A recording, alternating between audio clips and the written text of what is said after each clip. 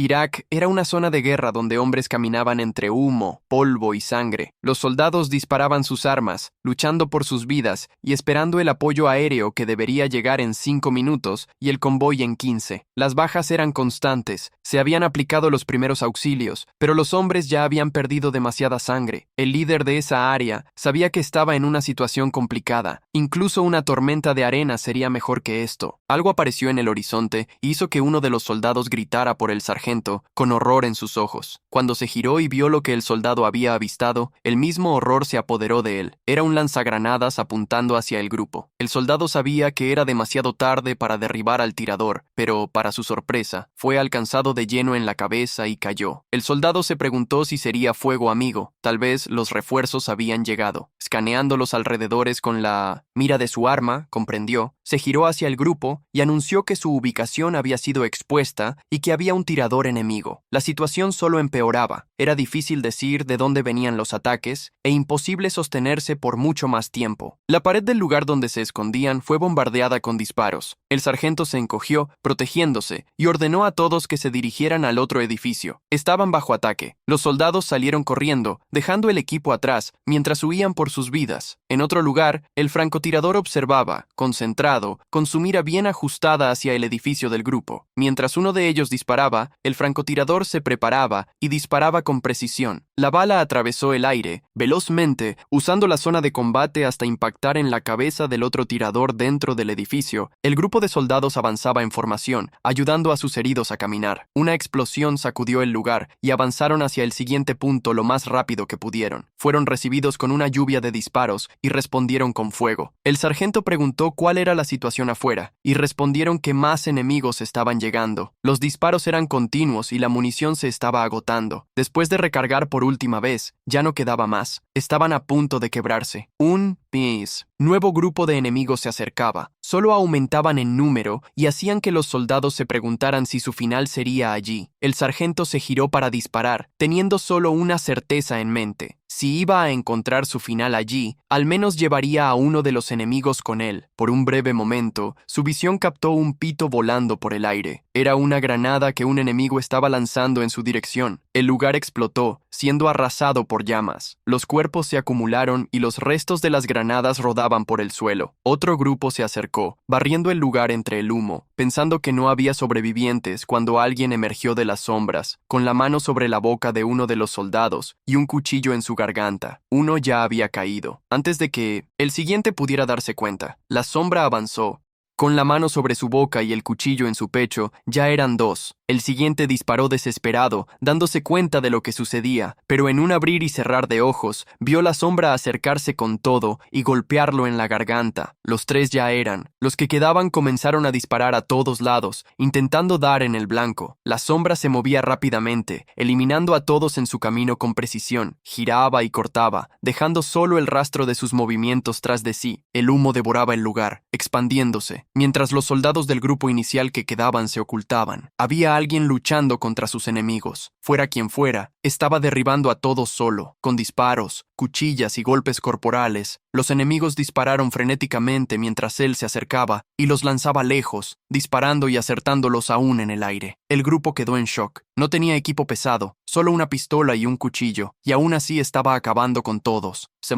Preguntaron si era parte de los refuerzos, pero el sargento guardó silencio, observando. Ya había oído hablar de esa sombra, un hombre asiático con gafas y máscara, vestido de civil. La recompensa por su cabeza era de $1,500,000. Dos enemigos aparecieron detrás de él, listos para acertarle con sus disparos, cuando él se giró con la hoja sedienta hacia ellos. El sargento sabía, era un mercenario que había ganado todas las batallas en las que había participado. Los cuerpos se acumulaban, cayendo al suelo ante él. No había dudas. El hombre de ojos azules con una aura amenazante, parado frente a él, se dio la vuelta antes de que pudiera pronunciar su nombre y lanzó un cuchillo que rozó su rostro, impactando a un enemigo enemigo que se acercaba. El mercenario, con un aura resplandeciente, les reprendió diciendo que era demasiado pronto para relajarse. No tenía tiempo para preocuparse por cadáveres. El sargento tenía razón. Él era Calude, el inmortal. Nuestro protagonista los miró sin expresión y luego se dio la vuelta, dándole la espalda al escuadrón. Uno de los soldados preguntó por qué Calude estaba ahí, el que era parte del equipo cero. Él siguió caminando en una dirección donde los soldados avisaron que había enemigos. El sargento, sin embargo, afirmó que lo seguiría. Los soldados intentaron argumentar, diciendo que era demasiado, incluso para Calude, pero el sargento aseguró que, si ese tipo era realmente Calude, entonces sus compañeros debían estar juntos. Al salir del edificio, lo que encontraron fue un suelo pintado de cuerpos y sangre. Fueron recibidos por hombres armados que anunciaban "Punto B seguro". Esa era la compañía militar privada Time Zero. Así como el sargento había previsto, Calude y su equipo estaban allí. Lo que no sabía era el motivo. Un hombre de barba pelirroja recibió a Calude, preguntándole si se había mantenido bien solo, ya que debían haber muchos enemigos. Calude le dio una palmadita en el hombro y dijo que él mismo ya había cuidado de varios. Ahora necesitaba que cuidara de su equipo por él. Además, le agradeció a Gerald, el pelirrojo, por todo lo que había hecho hasta ese momento.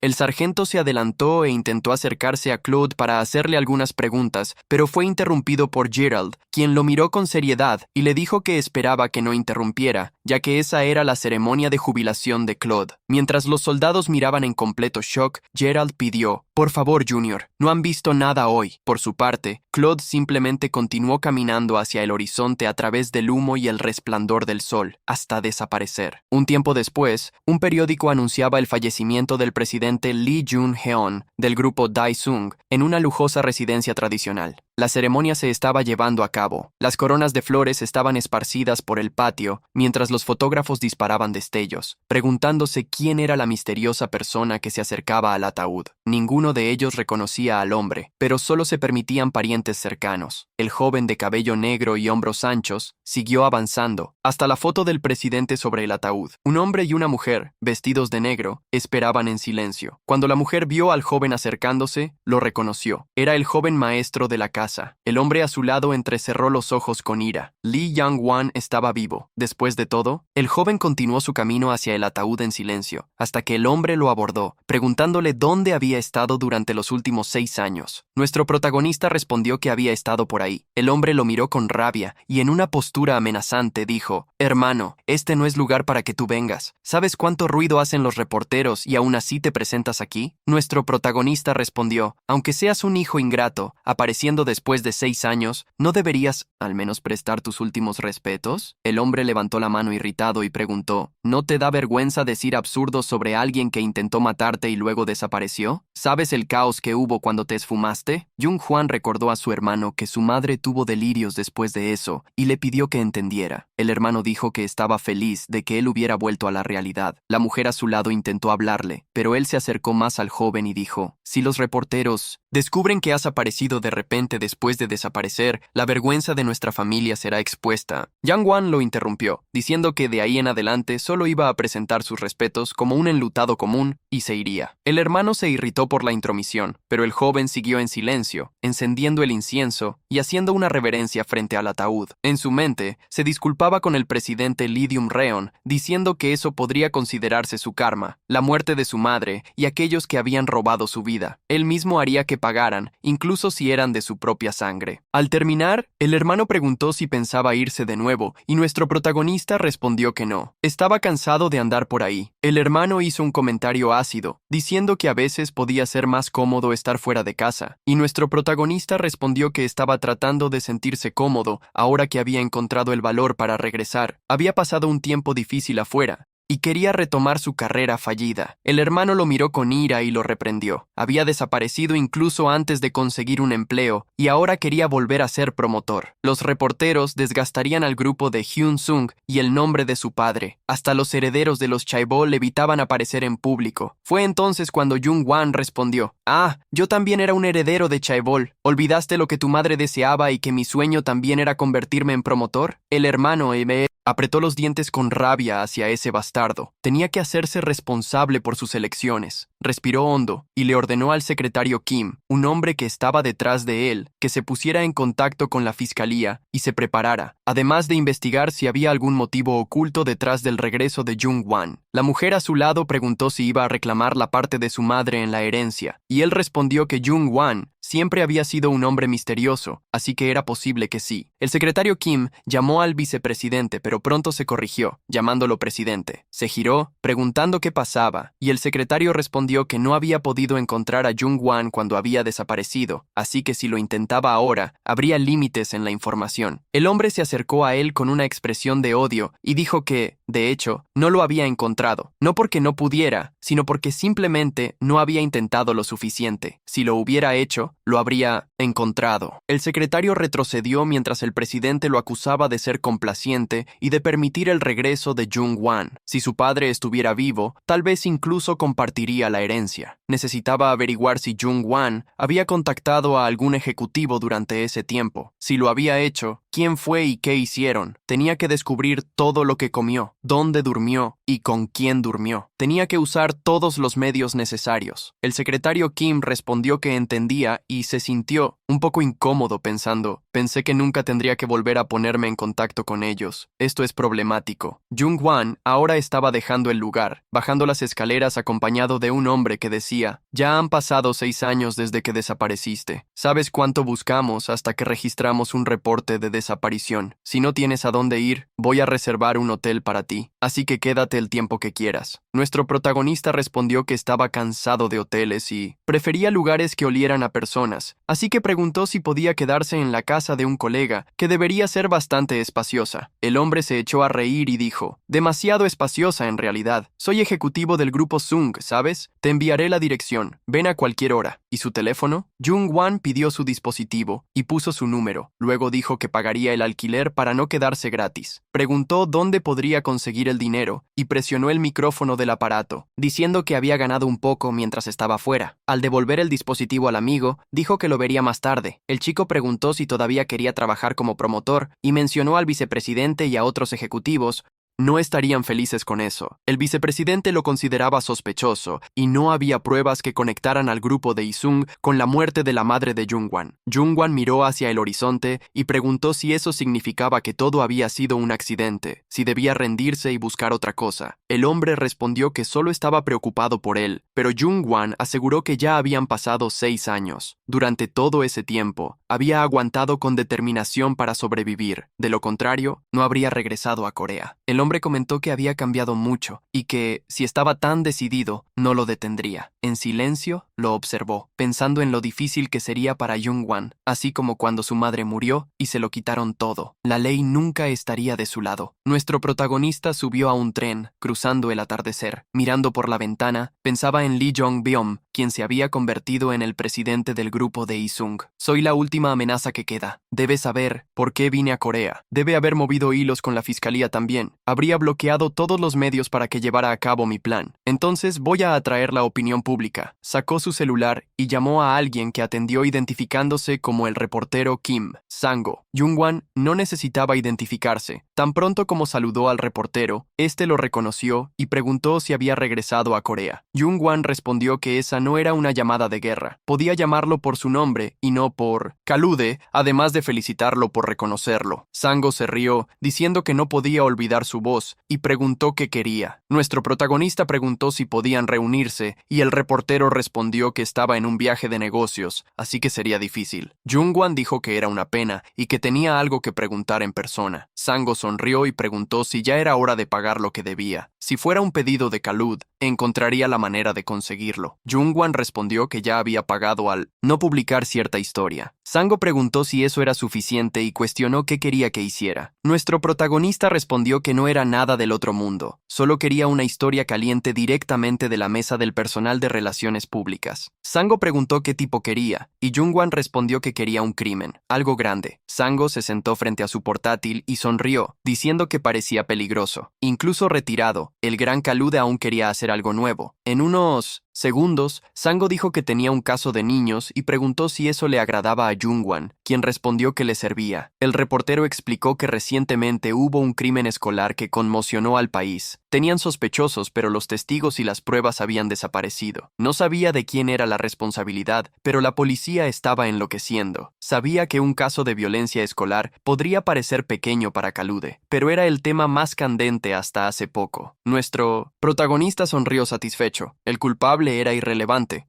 Lo que importaba era el valor sensacionalista del caso. Dijo que le gustaba, y Sango respondió que le enviaría los detalles, celebrando poder ver las habilidades de Claude en acción. Después de tanto tiempo, el atardecer aún pintaba el cielo cuando Jungwan se sentó en una banca del parque y comenzó a analizar los detalles del caso en su celular. El caso había ocurrido en Corea, donde un estudiante llamado Choi Jun, de tercer año, Salón 8, de la escuela Jeonjin, fue acusado de acosar y presionar durante meses a su compañera Jeon Rimin, involucrándola en situaciones inapropiadas. 4 otros estudiantes de la misma clase participaron como cómplices. La investigación oficial solo consideró amenazas y ofensas realizadas a través de redes sociales. En un momento, el padre de Jeon Rimin, que tenía problemas con el alcohol, llegó a un acuerdo con los involucrados, y la sanción final impuesta por el comité escolar fue de solo 12 horas de trabajo comunitario. Al final, la indagación se cerró así, y el relato de la víctima acabó siendo desestimado, a pesar de haberse convertido en un tema que generó indignación nacional. La repercusión disminuyó rápidamente, y la víctima continuó estudiando en la misma escuela que los implicados. Para mí, eso ya era motivo suficiente para llamar la atención. Como mi primer caso, Jungwan sonrió al observar el cielo tiñéndose de naranja por el atardecer, y sus planes comenzaban a tomar forma. En unos momentos, 2 de los cómplices fueron llevados en auto a la escuela, mientras se quejaban de tener que esconderse y maldecían a la chica por haber denunciado el caso. Entre ellos, se reían del padre por haber vendido a su hija en un acuerdo por dinero. Por eso, burlarse de los pobres era tan fácil. Aún así, sabían que por ahora, hasta que bajara la polvareda, debían mantenerse en silencio y esperar que no se convirtiera en algo peor. Revolviendo los ojos, insatisfecho, uno de ellos preguntó si tendrían que buscar un nuevo juguete, y el otro rió diciendo que se veía decepcionado. Comenzaron a gritar entre ellos, quejándose de que la chica era de alta calidad. De repente, el auto frenó de golpe al ver a alguien parado en medio de la calle. El conductor asomó la cabeza y gritó si el tipo quería morir, quedándose ahí parado. Jungwan, que era el hombre en la calle, respondió poniendo la mano sobre el cofre, diciendo que era el tío de Rihanna. Los conductores bajaron del auto, insultando a nuestro protagonista. Uno de ellos, que era un gorila, se acercó, dándole palmaditas en el hombro y diciendo que estaba ocupado y que iba a dejarlo pasar. Solo necesitaba salir del camino. Mientras pedía con amabilidad, Jungwan metió la mano en su bolsillo y apuntó su celular hacia el gorila diciendo: «Oh, qué aterrador. No podemos tener una conversación adecuada así. Deja de hacer el tonto y repite lo que acabas de decir. Cuando seas famoso en la TV, no vas a fingir que no me conoces, ¿verdad? ¿Qué dijiste antes?». El hombre comenzó a retroceder con la mano en la pantalla, quejándose, y Jungwan continuó diciendo: «Repítelo una vez más, porque no puedes decir que no conoces a Jeon Rimin». El otro guardaespaldas bajó del auto y se acercó a él, diciendo que ya basta. «Si actúas así es difícil que cooperemos. No voy a perder tiempo y voy a preguntar directamente lo que quieres. Parece que ya lo has hecho más de 1 o 2 veces». El matón le gritó, molesto, diciendo que el padre de la chica ya había aceptado el acuerdo. Un tío no tenía nada que ver con el asunto. Jungwan sonrió ampliamente y levantó 2 dedos, diciendo 200, para mantener la boca cerrada. Y yo me echo para atrás sin problemas. Los dos se miraron, medio incrédulos, y luego estallaron en risas, preguntando si realmente solo quería eso y si sabía con quién estaba tratando. El matón lo llevó hasta el maletero y le pidió que esperara allí, sin intentar hacer ninguna gracia. Confirmarían su identidad y solo entonces entregarían el dinero. Nuestro protagonista miró el auto, pensando en cómo odiaba los espacios reducidos. No pasó mucho tiempo antes de que otro coche llegara, con un hombre de mala apariencia al volante. Ambos autos avanzaron por las calles, mientras nuestro protagonista se mantenía quieto y relajado en el maletero. Solía hacer emboscadas en espacios estrechos tan a menudo como disfrutaba de sus comidas diarias. Aún así, no se acostumbraba. Afuera, escuchó la voz de alguien preguntando por qué darle dinero a ese tipo de gente. Era más fácil asustarlos para que se fueran. El guardaespaldas le gritó al chico que había dicho eso, diciendo que eran órdenes del presidente, que todo debía hacerse con discreción. Llamó al chico, Gilseon, y dijo que todo estaba tranquilo por ahora, así que debía guardar silencio. El muchacho puso los ojos en blanco, molesto, por ser incomodados por un parásito como ese. El matón protestó, diciendo que si él decía algo en las redes sociales sería complicado. Tenía que cooperar para ayudar a los guardias. Además, el chico volvió a poner los ojos en blanco, diciendo que el padre de la chica había aceptado dinero, pero él tenía que ser tratado como un criminal. Si no fuera por él, ese tipo jamás habría tenido la oportunidad de acercarse a una suma así. La expresión de nuestro protagonista se oscureció al escuchar lo que dijo Gilseón, viendo la frialdad y la indiferencia con la que él miraba a los más pobres. El sol se había puesto casi por completo, y los autos llegaron a un lugar abandonado. Cuando el matón abrió el maletero, anunciando que habían llegado, no tuvo tiempo de gritar antes de que nuestro protagonista le asestara una patada en la garganta. El matón tosió, tambaleándose hacia atrás, y Jung-hwan salió del auto, diciendo con tono burlesco: «Ah, lo siento, no sabía que estabas de pie aquí al frente. La atmósfera es bastante buena aquí. Debieron haber traído invitados aquí antes con frecuencia, ¿no es así?» Jung-hwan se sentó en el cofre del auto, sintiendo el viento, y el matón reaccionó, corriendo hacia él mientras gritaba. Nuestro protagonista esquivó con facilidad. Aquel ni siquiera era el jefe de seguridad. El matón intentó agarrarlo, pero Jung-hwan abrazó su brazo, aplicando un golpe y arrojándolo al suelo, mientras le reprendía por intentar sacar un cuchillo contra él. El matón cayó contra el auto mientras nuestro protagonista lo derribaba fácilmente. Los dos chicos dentro del auto se encogieron con el impacto. El brutamontes se quedó aturdido mirando al cielo, mientras nuestro protagonista lo observaba en silencio. Pronto, escuchó el sonido de pasos y se dio cuenta de que no estaba solo. Un grupo de hombres de traje se acercaba con cuchillos en mano. Se volvió hacia ellos y sonrió, diciendo que no sabía qué hacer con tanta hospitalidad, pero les daría una oportunidad si se rendían, mandando a todos de regreso a casa sanos y salvos. Los matones contuvieron la risa. Una cámara filmaba todo cerca de Comte. Allí, mientras el que parecía ser el líder de ellos se acercaba, diciendo que, fuera cual fuera el plan que había ideado hasta ahora solo para conseguir $200, se convertiría en su cumpleaños de muerte. Jung-hwan respondió que estaba ansioso por eso, y el líder dio la orden de que hicieran que Jung-hwan se arrodillara frente a él. El grupo de matones avanzó con cuchillos en mano, listos para derribar a Jung-hwan. Nuestro protagonista recibió a todos con calma. Tenía una paliza preparada para cada uno. El primero recibió un golpe de derecha y fue lanzado a volar. El siguiente vio todo y gritó, advirtiendo que él no era una persona común. Tenían que atacar juntos. Jung-hwan movió su pie y enterró una patada que rompió al hombre en el momento del impacto. El próximo vino con un palo, saltando por detrás de él, y Jung-hwan se volvió con una mirada desafiante, golpeando al hombre y lanzándolo hacia atrás. El último de los matones vio a sus compañeros acumulándose en el suelo y se detuvo, temblando. Jung-hwan miró con una sonrisa desafiante y preguntó si tenía miedo, mientras lo desafiaba a pelear. El hombre avanzó con el cuchillo en alto, gritando, y Jung-hwan lo derribó con un solo movimiento. El líder vio a sus hombres caídos en el suelo y se preguntó cómo era eso posible. ¿Qué tipo de monstruo era este al que estaban enfrentando? Aterrorizado, levantó la voz y preguntó de dónde era. Jung-hwan lo miró con cara de pocos amigos y respondió que ya había dicho, era el tío de Riemim. El último de los matones se rindió y salió corriendo hacia el carro. Jung-hwan preguntó si iba a huir de esa manera patética, y el hombre abrió la puerta desesperado, pidiendo a Gilson que escapara. Pero antes de que pudiera dar más detalles, nuestro protagonista saltó, enterrando una patada en el hombre. Los chicos se encogieron dentro del carro, y Jung-hwan se quedó de pie afuera, mirándolos, mientras el matón estaba colgado de la ventana del carro inconsciente. El líder se preguntó si al menos era humano. Todo su equipo había sido aniquilado por solo un tipo. Gilson levantó las manos medio asustado y dijo, «Ah, señor, usted dijo que necesitaba dinero, ¿no? ¿10 millones serían suficientes?» Jung-hwan lo miró con un aura aterradora y ordenó que se agachara. Los chicos se encogieron preguntando por qué iba a golpear a unos niños como ellos. Pedir dinero ya sería suficiente. Jung-hwan repitió que debían agacharse. Gilson insistió diciendo que no necesitaba hacer eso. Si 10 millones no eran suficientes, podía dar 20. Tenía mucho dinero. Jung-hwan agarró al chico por el cuello y lo tiró hacia él, mientras el chico gritaba,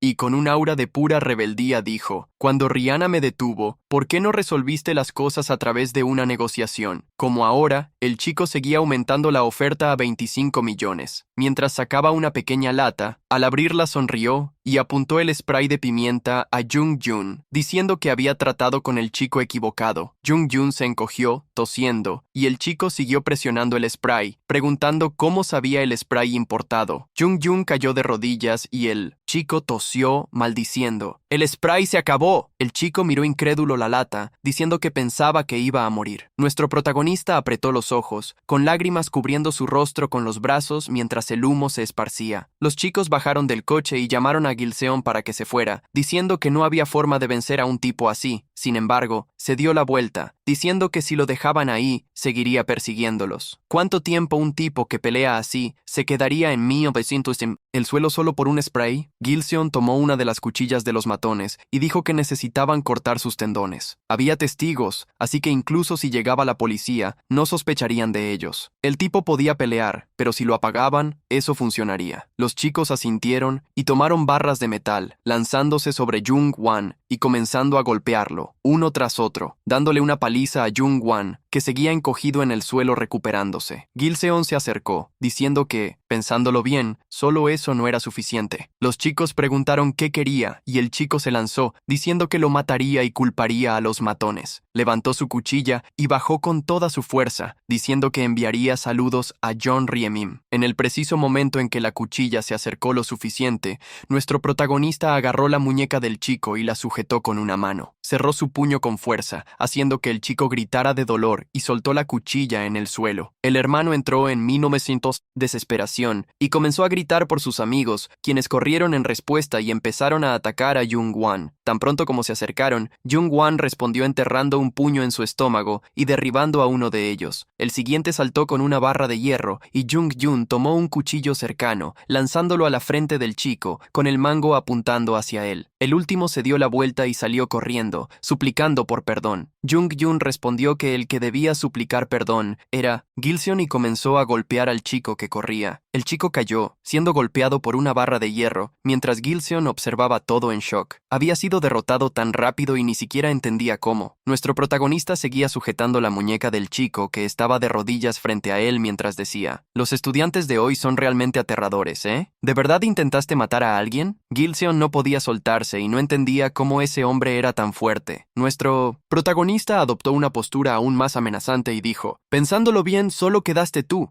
¿Podemos tener una conversación seria?» Gilseon solo podía temblar y pensar en escapar. Preguntó repetidamente por qué Jung-Wan estaba haciendo eso con él, y Jung-Wan respondió que si estaba preguntando eso, era porque había vivido muy cómodamente hasta ese momento. El chico sacó un celular y dijo que llamaría a la policía. Nuestro protagonista lo dejó ir con una sonrisa en el rostro y le dijo que continuara. Sion estaba en shock en el suelo, mientras nuestro protagonista le decía que llamara. Sí, tenía curiosidad por ver a quién iba a escuchar la policía. El chico no entendió, no hasta que Jung-Wan sonrió y dijo: «La palabra de un simple estudiante de secundaria contra la palabra de un fiscal coreano. Está claro en quién van a creer, sin siquiera mirarlo». Gilseon tembló, sin poder creer que realmente era un fiscal. Jung-Wan apuntó a la cámara que estaba cerca de ellos y dijo: «Ahora no es momento de hacerse la víctima. ¿Ves esa cosa parpadeando en ese coche? Exacto, el crimen de secuestrar a un fiscal coreano con autoridad investigativa, Código Penal, artículo 278, vista especial y confinamiento. ¿Ahora entiendes la situación?». El chico replicó, diciendo que él había empezado, pero nuestro protagonista le sonrió y dijo: «No, me trajeron aquí después de ser secuestrado. Aunque solo fue un intento, varias personas trataron de matarme con armas. En otras palabras, fue legítima defensa. Acaben con esto, admitiendo todas las declaraciones sobre Jin Riemin y entregándose. Esa es la única forma de reducir sus sentencias». El chico bajó la cabeza, derrotado, mirando al suelo mientras pensaba: si él es un fiscal, incluso su padre lo consideraría problemático. Por eso resolvimos con la policía antes de ir a la fiscalía. ¿Por qué demonios hay un fiscal frente a mí? Jung-Hyun sacó el chip de grabación de la cámara y dijo que se llevaría los archivos. La última cosa que le dijo al chico fue que pensara con cuidado y luego siguió caminando lejos. El día finalmente terminó sobre la ciudad. Una mujer cocinaba en su apartamento cuando sonó el timbre. Se giró, limpiándose las manos, diciendo que habían llegado temprano. Se volvió hacia la pantalla que mostraba quién estaba en la entrada y vio a nuestro protagonista parado. Él se identificó y ella sonrió, permitiendo su entrada. Ella lo recibió, preguntando dónde había estado todo ese tiempo. Nuestro protagonista entró en la casa mientras ella decía, «Parece que fue ayer cuando me seguías, llamando tía. Ahora no te reconocería si te viera en la calle. ¿Cómo está tu salud?» «No me duele nada», respondió Jung-Hwan, que estaba muy saludable, y ella lo guió hasta el comedor, donde más personas estaban sentadas. Una chica sentada se sonrojó al mirar a nuestro protagonista, pensando, «¿Qué dijo papá? ¿Que era un invitado? Así que pensé que era un ancianito. ¿Quién es este chico guapo? ¡Demonios! Estoy completamente desarmada ahora». Se levantó, haciéndose la graciosa, diciendo que había un asunto urgente en el hospital y se retiró de la mesa mientras el otro chico se reía y Jung-Hwan seguía sin entender. El chico en la mesa se giró hacia él, riendo, y dijo,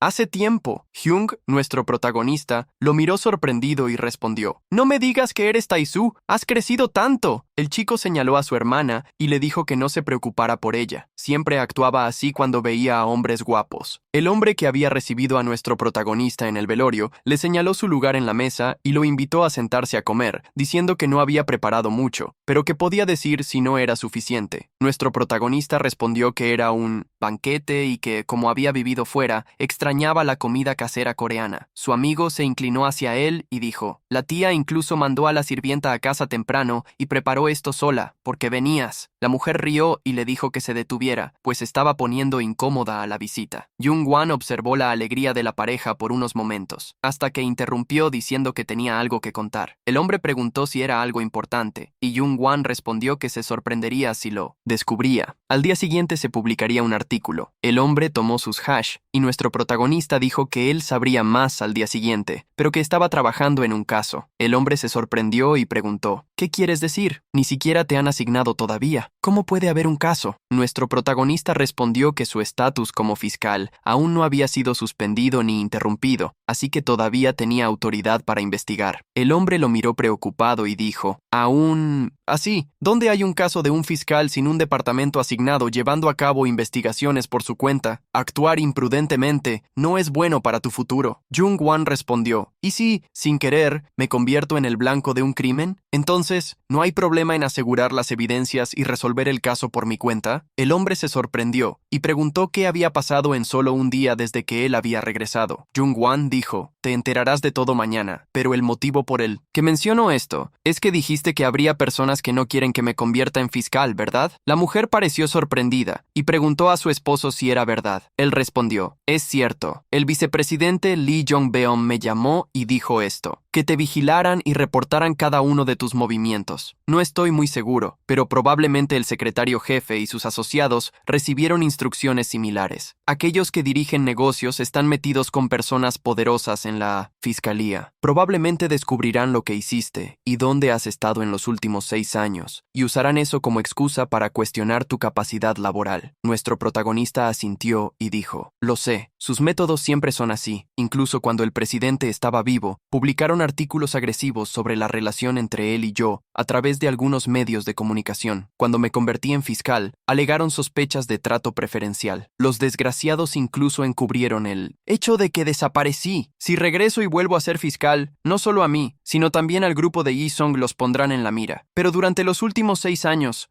el hecho de ser un promotor de la República de Corea no lo he olvidado ni un solo día». Al día siguiente, el reportero Kim Sang-ho llamó a nuestro protagonista. Al entender la situación, dijo emocionado que eso era demasiado, incluso para Kalud. Choi Yu-son se había entregado en menos de medio día desde que habló con Jung-Hwan. Nuestro protagonista respondió que probablemente pensó que le sería ventajoso. Cuando Sang-ho preguntó por qué, Jung-Hwan reveló que, como sabían que tenía evidencias, la estrategia era atacar primero. Frango preguntó qué tipo de evidencia era, y nuestro protagonista respondió que era del tipo que no solo lo incriminaba a él, sino también a su padre. La lluvia caía sobre Corea cuando el reportero llegó al punto de encuentro de los dos. Nuestro protagonista hizo un gesto, señalando dónde estaba, y él se acercó con una sonrisa en el rostro, diciendo que hacía tiempo y saludando su buena forma. Nuestro protagonista le empujó la tarjeta de memoria de la cámara, diciendo, «No podrías sentir esto respecto a un hombre. Aquí está la grabación de la caja negra que contiene la escena del crimen. Pero, ¿no conoces a alguien en la comisaría?». Sang-ho respondió que ya había preguntado y no había ningún caso registrado. Nuestro protagonista pensó por unos momentos y el reportero continuó. Esos chicos no dijeron nada desde que se entregaron. También solo reconocieron la declaración de John Hemming y no mencionan detalles específicos sobre cómo cometieron el crimen. Y no sé por qué se entregaron. Entonces, Jung Hwan dijo que eso significaba que sería difícil arrestarlos y preguntó qué estaban tramando exactamente, ya que ese hombre intentaría proteger a su hijo en la comisaría. Fue entonces cuando Sango se sorprendió, entendiendo la situación, y Jung Hwan confirmó. Así es, el oponente sabe cómo usar la ley. Nuestro protagonista se levantó, diciendo que debían separarse, pues tal vez los oponentes los estaban observando. Sango dijo que se pondría en 1900, contacto con él y salió de la tienda, caminando bajo la lluvia que caía sobre la ciudad. El reportero no era tonto, se dio cuenta de que ya lo estaban siguiendo. No parecía nada bueno. Giró en una de las esquinas y esperó a que los encapuchados lo alcanzaran. Sango los recibió con un saludo, y los hombres permanecieron en silencio por unos momentos, hasta que se acercaron a él diciendo que, ya que él los había notado, era mejor ir directo al grano. Debía entregar la tarjeta de memoria que había recibido anteriormente de Jung Hwan. Sango se hizo el desentendido y dijo que no sabía de qué estaban hablando. Los hombres no parecían pacientes. Sacaron un cuchillo y dijeron que lo ayudarían a recordar. Sango se rió, preguntando si realmente iban a amenazar a un reportero con un cuchillo. El hombre adoptó una postura de combate y declaró: «Deja de actuar tan relajadamente. Hoy es tu cumpleaños de muerte y sigue lloviendo. Un tiempo perfecto para morir, ¿no?». Avanzó con la hoja apuntando a Sango, que rápidamente se movió, esquivando y lanzando un puñetazo directo contra el hombre. El puño de Sango liberó vapor con las venas sobresalidas de tanta fuerza que puso en el golpe, mientras reía, diciendo que era el momento perfecto para darle una golpiza.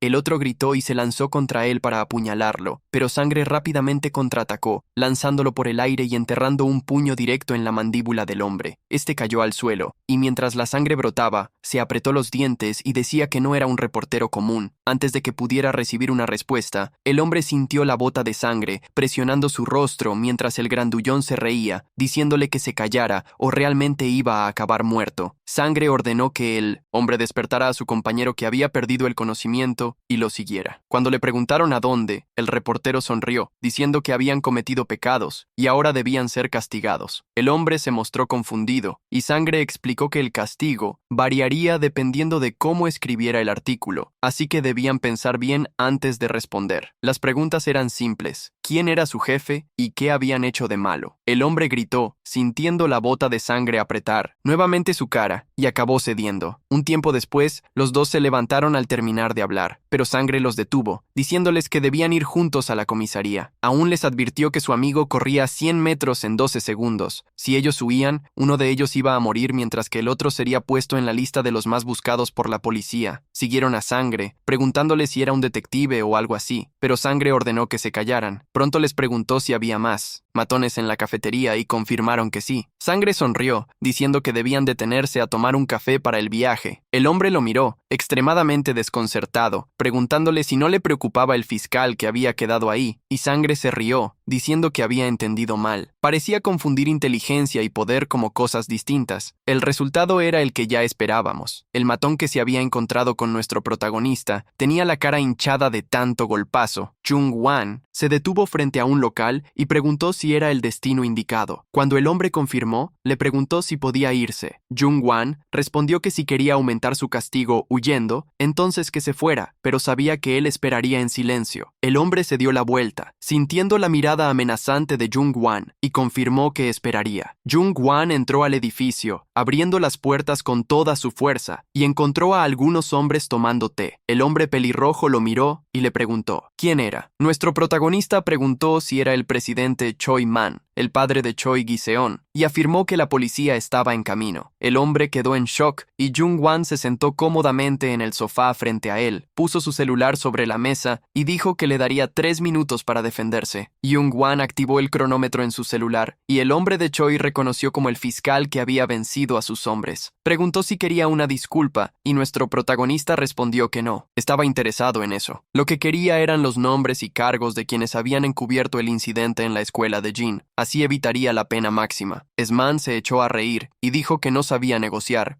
Quizás debería llamarlo farsa en vez de promotor. Tenía algunas conexiones con la fiscalía y, pese a buscar, nunca había escuchado de un Lee Jung-wan. Nuestro protagonista advirtió que quedaban 2 minutos y Eastman se irritó, diciendo que iba a morir si seguía así. Jung-wan lo miró seriamente y declaró: «Pensé que eras un tipo inteligente. ¿Agresión, intento de asesinato e incluso amenazas contra un fiscal? ¿Creías que podrías escapar haciendo esas cosas solo con las pruebas que tengo? Estás acabado. Tu hijo, que se entregó pensando que lo salvarías, seguramente también pagará por sus crímenes». Eastman perdió el control y se lanzó hacia él gritando, pero antes de que pudiera alcanzarlo, nuestro protagonista levantó un palillo y lo detuvo a centímetros de su ojo, diciendo que quedaban 40 segundos. Cuando el hombre se detuvo, Jung-wan volvió a colocar el palillo sobre la mesa, mientras el hombre lo observaba, pensando en cómo estaría muerto si eso fuera un cuchillo. Entonces, preguntó quién era Jung-wan, y este respondió con una aura amenazadora que era un fiscal de Corea. Jung-wan anunció que el tiempo se había acabado y le dijo que había arruinado su última oportunidad de redención. Eastman preguntó si pensaba que la policía estaría de su lado. Jung-hoon respondió que no habría ido hasta allí si no estuviera completamente seguro, y si tenía curiosidad, podía buscar su propio nombre en línea. Eastman sacó su celular y escribió su nombre en la barra de búsqueda. Aparecieron una serie de artículos y se quedó en shock mirando la pantalla, pensando, ¿qué era exactamente él? ¿Un fiscal? Claramente la información que había recibido decía que no había ningún fiscal llamado Lee Jung-wan. Maldita sea, ese desgraciado va a investigar mi caso directamente y no solo a mí, sino también a mi hijo. Y si tiene a los medios de su lado, no puedo perder todo lo que he construido hasta ahora. Este fiscal es un tifón. No se puede enfrentar a un tifón con un castillo de arena. Nuestro protagonista se levantó para irse y Eastman lo siguió desesperado, diciendo: «No, fiscal, todos los datos sobre las personas relacionadas con la escuela de donde Jin. Además, tengo mucho más que puedo ofrecerte. Me responsabilizaré, admitiré mis errores y prestaré mi apoyo al fiscal». Consigo mismo, pensaba en todo el esfuerzo que había realizado para llegar a esa posición. Sin embargo, no iba a tardar mucho. La policía llegó y Eastman se dio la vuelta derrotado. Un oficial se acercó a nuestro protagonista, reconociéndolo y diciendo que había escuchado que era cercano a Kim Sang-gi, quien era el líder del equipo Cielo, el Kicheol de la unidad de investigación regional. Kicheol estrechó la mano de nuestro protagonista y le dijo que su señor lo había elogiado, diciendo que si trabajaba con él, su desempeño estaría garantizado, y aseguró que cooperaría con la investigación de Jung-wan. A partir de ese momento, nuestro protagonista no se sintió bien. Se dio cuenta de que ese hombre parecía diferente de los policías corruptos que solían aparecer. «¿Qué tío?». A su vez, quedó observando, pensando en un hombre que se convirtió en fiscal a través de los estudios,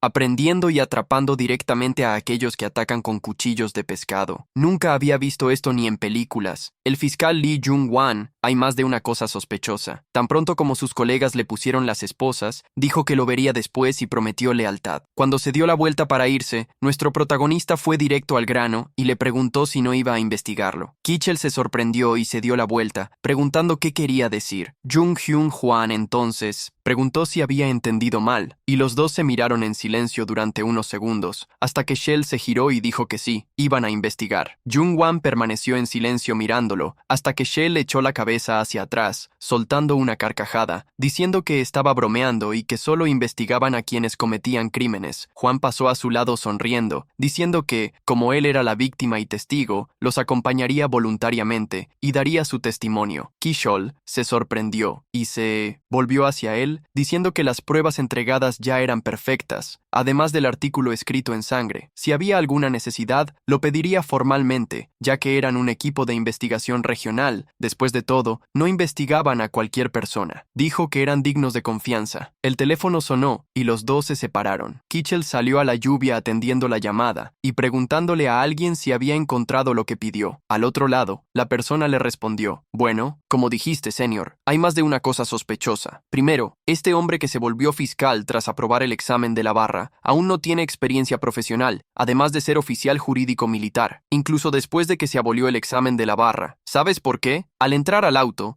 Cheol respondió que había escuchado que estaba fuera del país, pero la persona dijo que, en realidad, había desaparecido. Cheol se quedó en shock con esa información, y la persona continuó diciendo que había un registro de persona desaparecida. Michelle se detuvo y se puso a pensar. Pensé que no era una persona común solo con mirarlo, pero desapareció. En promedio, el número de adultos desaparecidos por año supera los 500. De ellos, solo alrededor de 10 regresan vivos. Luego pidió a su informante que explicara en detalle lo que había sucedido. La persona dijo, el anunciador fue el director Jung Seung-woo del grupo Daesung. En el momento en que Lee Jung-wan se convirtió en un nuevo fiscal, había sospechas de que era el hijo ilegítimo del presidente Lee del grupo Daesung. Poco después, su madre murió en un accidente de atropello y fuga, y se dice que el fiscal Lee Jung-wan también estaba allí. Cheol permaneció sentado en el auto mientras se quejaba. Un caso de esa magnitud debería haber sido reportado en los medios, pero no hubo un solo artículo. El culpable debió haber sido atrapado, ¿cierto? Al otro lado de la línea, su informante estaba revisando los datos en 1900 en la comisaría, diciendo que, desafortunadamente, no había cámaras de CFTV cerca del lugar donde ocurrió el accidente. Si hubiéramos investigado más a fondo, podríamos haber encontrado el número de la placa del auto del culpable.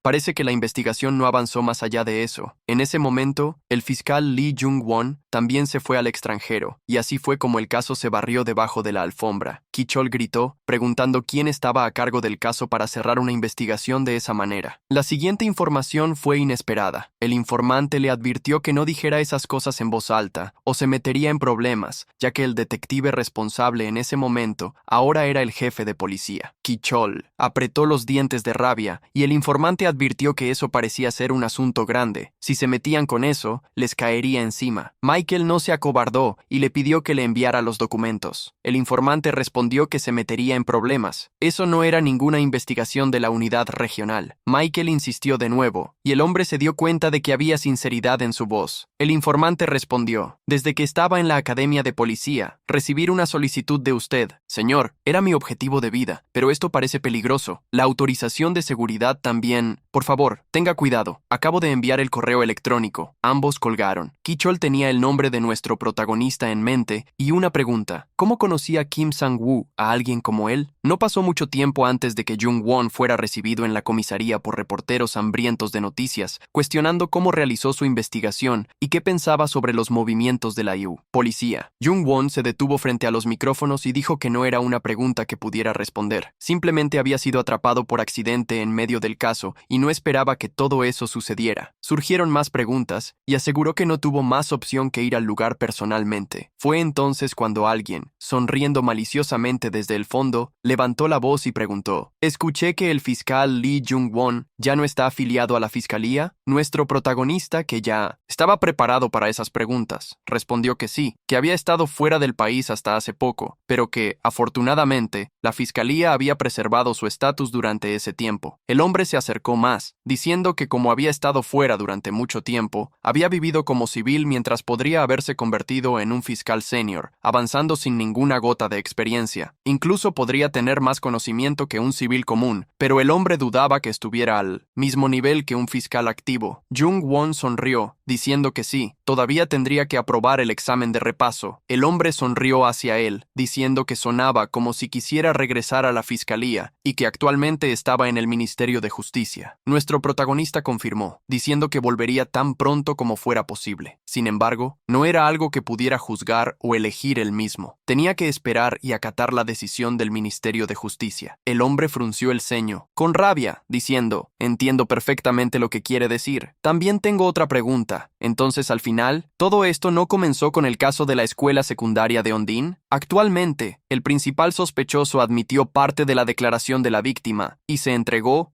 Se sospecha que también estaban involucrados delitos relacionados con el sexo. Quizás por eso, toda la nación está indignada al escuchar las noticias. Este es el mayor problema desde que se modificó la ley pertinente en 2012. Si se reconocen los actos criminales del estudiante acusado, ¿qué tipo de castigo recibirán? Ya que eres fiscal, deberías saber esto como algo básico, ¿verdad? La verdad es que ese hombre pensaba en secreto. Me pregunto si tú, que has estado en el extranjero por tanto tiempo, ¿Logras recordar la acusación para infractores habituales establecida en 2010? Nuestro protagonista, que no solo era fuerte físicamente, respondió tranquilamente. Artículo 297 del Código Penal. 1. La persona que viola a otra mediante violencia o intimidación será castigada con prisión y trabajo por, al menos, 3 años. Sin embargo, debido al artículo 305, establecido en 2010, relativo a infractores habituales, la pena prescrita puede aumentar hasta la mitad. El estudiante acusado, Choi Gil-jong, y sus 3 cómplices pueden recibir la pena máxima legal, dependiendo de la naturaleza del delito. El hombre apretó los dientes enfadado, mientras Jung-hwan se acercaba a él diciendo, no solo conoces el artículo 297 del Código Penal, sino que también sabes sobre la acusación de infractor habitual establecida en 2010. Parece que tú, el reportero Park Jong-pil, estudiaste Derecho con bastante empeño. El reportero quedó en shock y preguntó cómo sabía su nombre. Fue entonces cuando nuestro protagonista le preguntó si conocía el artículo 308 del Código Penal. Jong-pil no entendió de inmediato, pero con cara de asombro, escuchó a nuestro protagonista decir que se trataba del delito de difamación de fallecidos. Los demás reporteros comentaron entre ellos cómo parecía que se conocían desde hace tiempo. Nuestro protagonista pasó junto a él, diciendo en voz baja, empezando con el artículo sobre el hijo ilegítimo del presidente Lee Jong-beom. Incluso después de que mi madre falleció, publicaste incansablemente artículos maliciosos sobre mí y mi madre. A partir de ahora, las sospechas turbias que te seguirán son solo el comienzo. Muy lentamente, te haré sentir la desesperación que yo y mi madre sentimos. Le dio una palmadita en el hombro al reportero y luego se alejó con las manos en los bolsillos, diciendo, los que cometen delitos son castigados y las personas inocentes recuperan la felicidad que debieron tener. Eso es justicia. Jong-pil marcó un número y llamó desesperado a su jefe. El hombre al otro lado lo reprendió por llamarlo. El reportero dijo que había un problema. Jung-hwan sabía quién era. El hombre respondió preguntando cuál era el problema. Había hecho un pedido demasiado difícil y ya había pagado más que suficiente por solo algunas palabras. El reportero había fallado. Aún así, Jong-pil intentó disculparse, pero el jefe solo le ordenó que se callara. Jong-pil preguntó qué quería decir con eso.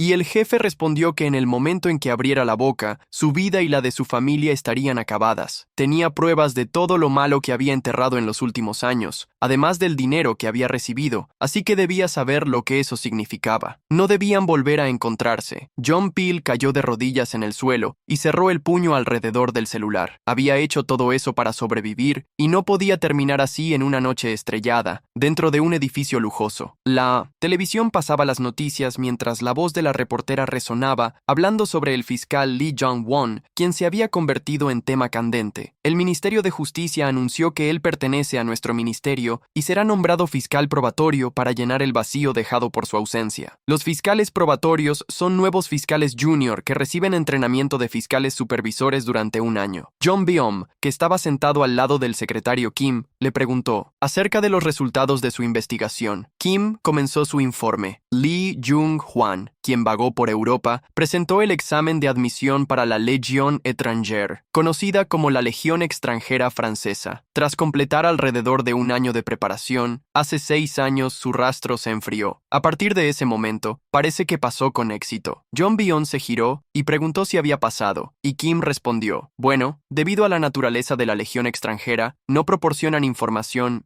sobre sus miembros, pero viendo cómo fue secuestrado durante el incidente de Jeonjin-hai y escapó por su propia cuenta, la inferencia parece correcta. Jong-beom dijo que eso era ridículo, porque alguien de las fuerzas especiales querría volver a hacerse fiscal. Dijo que eso servía por ahora, y pidió a Kim que continuara con los informes regularmente. Kim hizo una reverencia, diciendo que se encargaría de todo, y se retiró. Jong-beom se levantó y permaneció de pie, observando las luces de la ciudad mientras pensaba en Lee Jong-won. Atrajo bastante atención del público, pero ese método será, en última instancia, su caída. Cortar la raíz para que no pueda causar más problemas. Necesito presionar más a la fiscalía. Mientras tanto, un tren cruzaba la ciudad, llevando a los civiles por la noche. Pronto, las personas notaron que Jung-won estaba con ellos y lo reconocieron como el hombre de las noticias. Las chicas comentaban entre sí, mientras nuestro protagonista permanecía concentrado, mirando su celular, preguntándose si llamar la atención de los medios había había sido más problemático que beneficioso. Recibió una llamada de Kim Sang-ho, quien comenzó la conversación diciendo que había visto las noticias y preguntando por qué lo habían puesto como fiscal probatorio. Él respondió que ya lo esperaba, pero que sin la ayuda de Sang-ho habría sido imposible. El reportero, sintiéndose halagado por el cumplido de Claude y Jung-hwan, preguntó por qué había enviado a tantas reporteras. La exposición era tanta que tal vez tendría que comprar un coche. Sang-ho respondió que esa era Corea, incluso si la carnada era tan pequeña como una anchoa.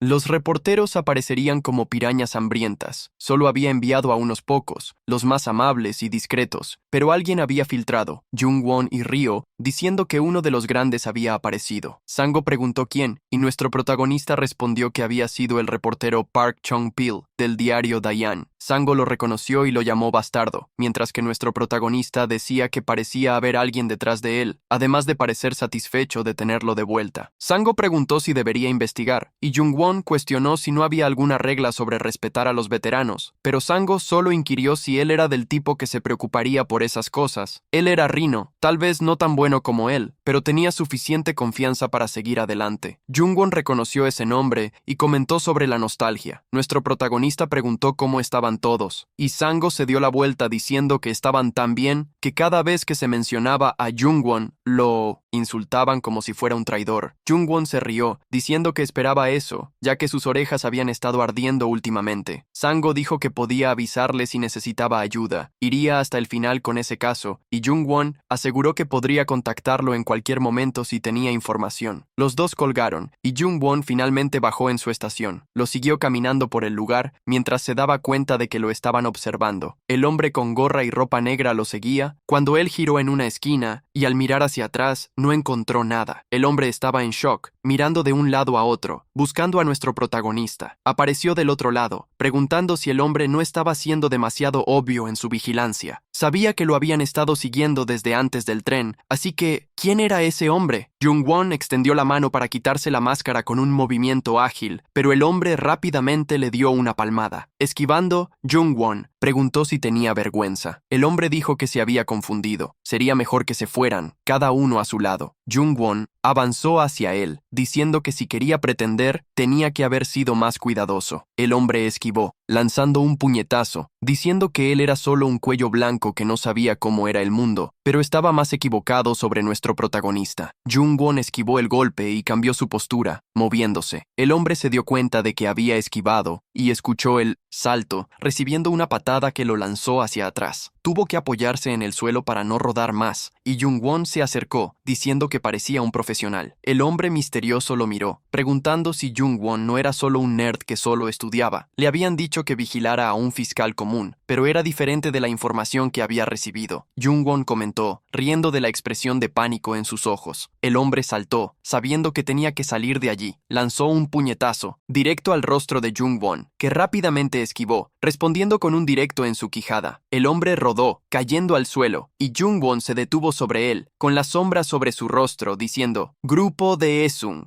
secretario del vicepresidente Lee Jong-beom, ¿cierto? Parece que la información que recibiste estaba equivocada. Aún así, es un poco preocupante que un profesional sea atrapado tan fácilmente. Si decides volver, podrías caer en desgracia con el grupo de Isung y eventualmente tu vida también podría estar en peligro». El hombre se sorprendió y preguntó qué quería. Fue entonces cuando Jung-won propuso que él podría ser un agente doble. Jung-won pagaría el doble de la comisión que Dae-sung estaba pagando. Sus condiciones eran simples. Solo tendría que seguir monitoreando a Jung-won y reportar exactamente lo que veía. El secretario abrió los brazos y comentó que, en ese campo, aceptar un pago adicional iba en contra de la ética profesional. Jung-won respondió, «Deja esa tontería. Lo haces por dinero. Si no fuera por eso, sería porque crees que el grupo de Sunge es un adversario demasiado fuerte». El secretario se dio la vuelta y se sentó diciendo, «¿Te parece que soy alguien que se involucraría en negocios tan sucios? La mayor parte del trabajo en este ámbito depende del instinto, ¿sabes? Pero mi intuición me dice que no me involucre más. Me voy». Nuestro protagonista ofreció 50 millones de won en efectivo al mes. El hombre dijo que eso parecía complicado, con el salario de un promotor, y Jung-won afirmó que aún tendría 100 millones como pago anticipado. Pero no importaba mucho si él rechazaba. Después de todo, atrapar a sospechosos de actividades delictivas era su trabajo. El hombre se levantó, diciendo que lo que más odiaba era ser manipulado por los demás, pero no había salida, así que se dio la vuelta preguntando qué debía reportar. Nuestro protagonista respondió que, por hoy, debería decir que no pasó nada. Al día siguiente, Jung-Wan caminaba entre la multitud, pensando en el trabajo, llevando una carpeta. Eso parecía un poco extraño. Aún así, no estaban cansándose de asignar vigilancia diferente desde mañana. Una vez más, ni siquiera estaban tratando de ocultar su presencia. Mientras avanzaba, tratando de eludir a quienes lo seguían, una mujer lo vio y lo siguió hasta un callejón. Cuando ella giró la esquina para alcanzarlo, nuestro protagonista le agarró la mano y la sujetó detrás de su espalda, preguntándole quién era. La chica gritó, y él se dio cuenta de que ella llevaba un uniforme escolar. Inmediatamente, anticipando el tipo de problema en el que se estaba metiendo, la soltó, pidiendo disculpas y diciendo que se había asustado por estar siendo seguido. La chica de cabello castaño se dio la vuelta, diciendo que estaba bien y pidiendo disculpas por dudar y seguirlo mientras trataba de hablar con él. Fue entonces cuando él la reconoció. Era Jeon Rye-Mim, la chica a la que había ayudado. Ella se inclinó ante él y agradeció, diciendo que lo había seguido para dar las gracias. Las lágrimas comenzaron a recorrer el rostro de Rye-Mim mientras repetía que pensaba que todo había terminado. Ni sus amigos, profesores, ni padres le creían. Se tapó la boca, llorando aún más y agradeciendo por hacer justicia en lo que le había sucedido. Realmente estaba profundamente agradecida. Nuestro protagonista le pidió que viviera con confianza de allí en adelante.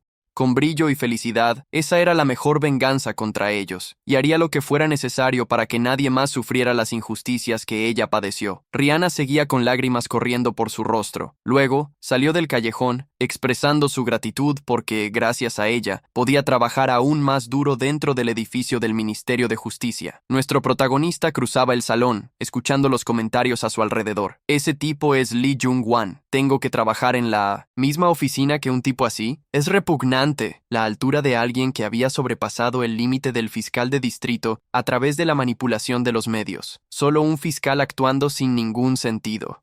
Jung-Hyun no esperaba ser particularmente bien recibido, pero su desagrado era bastante obvio. Se dirigió a una sala con un letrero que decía Fiscal Lee Soo-yeon. Después de unos golpecitos, entró y se presentó. La mujer dentro sonrió al verlo y le dijo que debía ser el nuevo fiscal, además de comentarle que era aún más guapo que en la televisión. La mujer de largos cabellos castaños y una sonrisa frente a él era Lee Soo-yeon, de 27 años. Jung-Wan la observó pensando. Actualmente, la fiscal más joven de la oficina del fiscal del Distrito Central. Soo-yeon, por su parte, extendió la mano hacia él, pensando que no solo había aprobado el examen de la abogacía a los 23 años, sino que también había sido el orador oficial en el Instituto de Formación. Los dos se saludaron mientras ella decía, «Realmente quería conocerte, veterano. Eres bastante famoso entre los nuevos, así que parece que estoy conociendo a una celebridad». Nuestro protagonista le pidió que lo tratara simplemente como un fiscal en periodo de prueba normal. Ella le entregó una carpeta diciendo, «Vamos a dejar la charla superficial aquí y vayamos directo al grano. Aquí está el expediente del caso John Jin-hyo, relacionado contigo, fiscal. Como era de esperar, fue un montaje, ¿no? Solo, con mirar las declaraciones de los perpetradores, me di cuenta de eso». Jung-Wan preguntó si ella creía en sus declaraciones, y ella respondió, «Bueno, confío más en mi propio juicio que en las declaraciones. Dijiste que fuiste secuestrado por los perpetradores, pero en realidad, para ir a un lugar aislado, dejaste que te secuestraran, ¿no? Y como el jefe Sel de Cho de la Unidad de Crímenes Graves te llamó al bar, dado que acabas de regresar del extranjero, probablemente lo hizo a través de un tercero. Dado que los reporteros también corrieron a la escena, ese tercero probablemente era un periodista. Quieras o no, ahora somos socios, al menos mientras estemos juntos. No puedo aceptar ese método tuyo orientado a resultados». Jung-Wan tiró de la carpeta de su mano con fuerza y dijo, «Yo estoy a cargo de este caso, y si realmente me importaran solo los resultados, lo habría resuelto mucho más rápido». Soo-yeon quedó sorprendida y dijo, «¿Qué acabas de decir? Estás admitiendo que fue un montaje, ¿cierto? ¿No pensaste que si se revela este hecho y los criminales son liberados, eso podría dificultar más las cosas para las víctimas?» Nuestro protagonista movió la carpeta a su lado, diciendo, Antes de eso, por favor, considera el hecho de que fueron los fiscales y la policía quienes no investigaron adecuadamente desde el principio. Ahora puedo ir a terminar mi caso. Soo-yeon le entregó algunas carpetas más y dijo que, de todos modos, el caso del colegio Jeonjin debía cerrarse esa misma semana y hacerse un anuncio a los medios. Además de eso, le habían asignado un nuevo caso. Jung-wan observó atentamente la carpeta mientras ella le explicaba el archivo del caso Club Coca. Estoy seguro de que conoces este caso, fiscal. Fue bastante controvertido. Fue un gran caso donde incluso surgieron sospechas de colusión entre el club, los fiscales y la policía, y están asignando un caso así a un fiscal en periodo de prueba. Jung-wan miró con desconfianza. Aparentemente Lee Jong-byom quería controlar incluso los casos que se estaban asignando. Sin más opción, dijo que entendía y que lo asumiría. La fiscal miró sorprendida y preguntó si realmente iba a tomar ese caso, a lo que Jung-wan respondió: ¿Por qué no? Como compañero en la misma oficina, estoy tratando de asumir total responsabilidad por el caso que se me confió. Soo-yeon comentó que el caso había sido dado sabiendo que era difícil de manejar, y nuestro protagonista preguntó si estaba preocupada por él. Ella respondió que no, que solo necesitaban consultar a los investigadores. Jung-wan, con una expresión seria y decidida, terminó diciendo: «Puedes irte si quieres. Yo tampoco confío en ti todavía, fiscal».